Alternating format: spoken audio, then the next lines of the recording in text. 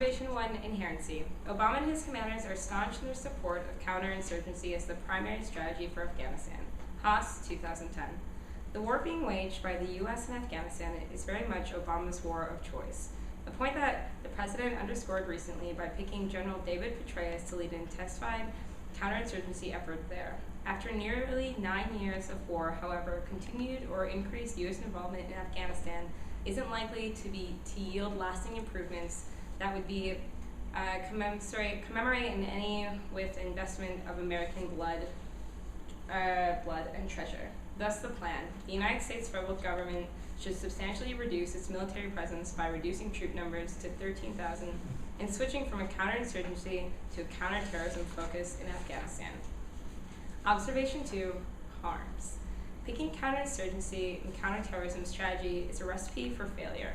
Makes it easier for insurgent and terror forces to recruit and win support.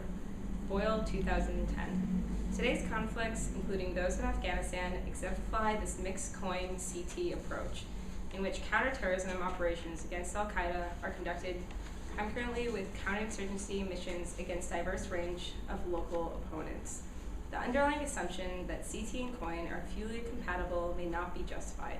In Afghanistan, there are potentially offsetting effects which can be identified at the tactical and strategic level. Popular backlash, the application of sudden lethal force in counterterrorism operations can inflame public opinion against the local government, making it more difficult to win population over to its side.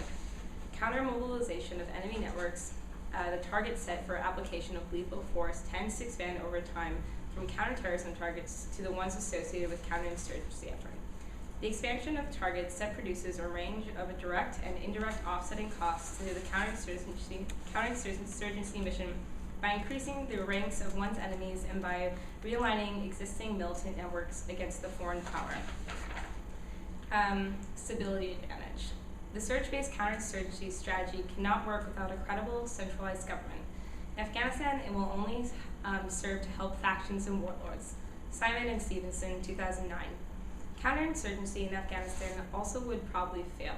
Counterinsurgency generally works only when the domestic government resisting the insurgents enjoys the respect and support of the most domestic population.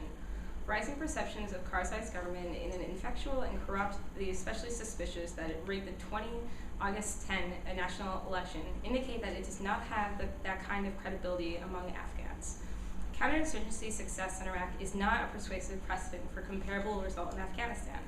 Iraq's prime insurgency challenges were essentially compartmentalized. Afghanistan's hazards permeate its Texas-sized national territory.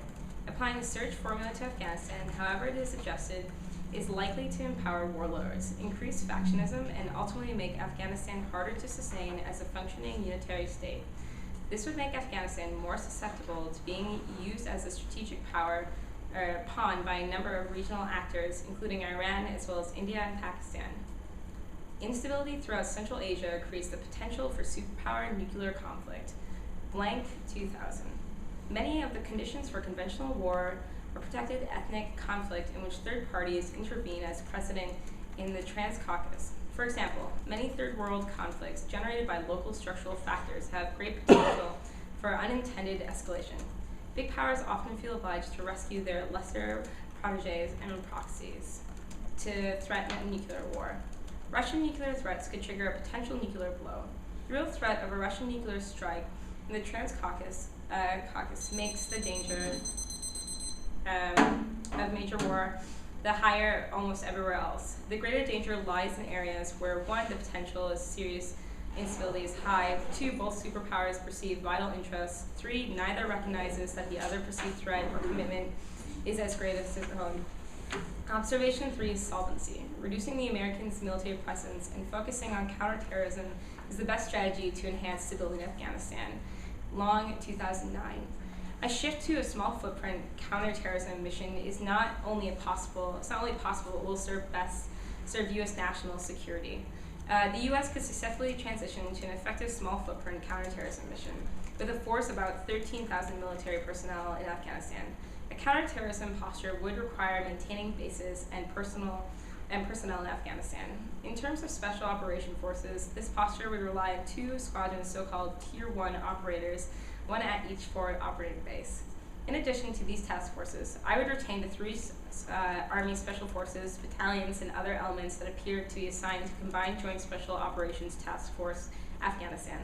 This reassurance and support of local allies is crucial, and part of a small footprint posture, the non-Pashtun groups, were the U.S. critical allies in 2001 and remain staunchly opposed to the Taliban and other militants.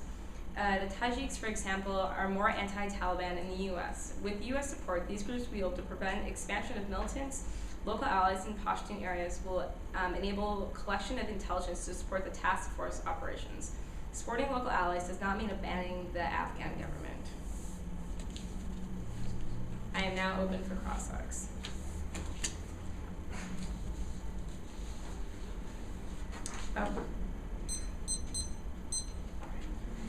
Right.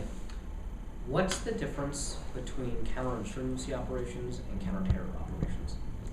With counterinsurgency, you're going in and you're trying to gain the rights or gain the people's respect in a sense and get them to like you to help change the country. And counterterrorism is just trying to counter terrorist missions and operations. So isn't that a good thing? Why wouldn't we want to maintain and create respect for the American military? Because it's currently not working. Why not? If you look at our harms cards and our observation 2, this talks about why the differences and why counterinsurgency is a recipe for failure, as Boyle puts it, because of the way that we looked at how it was working in Afghanistan and the backlash that comes from the citizens in the region, and to show that this is not a strategy that's working well for us. Why can't they be done at the same time? Again, the Boyle card is showing that they've been trying to do them at the same time, and we're not winning the support of the people, so it's not currently working. Okay, and counterinsurgency operations require more troops, so you end up withdrawing troops from Afghanistan, right? Not necessarily. We're just reducing the troop number. We're not like withdrawing all the troops. Okay. We can be switching to counterinsurgency. Where do those troops go? We're just switching them to counterterrorism focus from the counterinsurgency. But you reduce the number of troops, yes, right? we are reducing them and then switching them over as well. Okay, so the troops that are no longer in Afghanistan, where do they go? I have no idea. 22 seconds. All right. And why is it that counter-terror operations increase stability in Afghanistan? Counterterrorism operations, again, if you look at our solvency, it talks, like the long is talking about that this is the best because it leaves a so-called a small footprint, and it's only going to be able to just specifically focus on the terrorists and not trying to reshape the entire nation. That makes sense.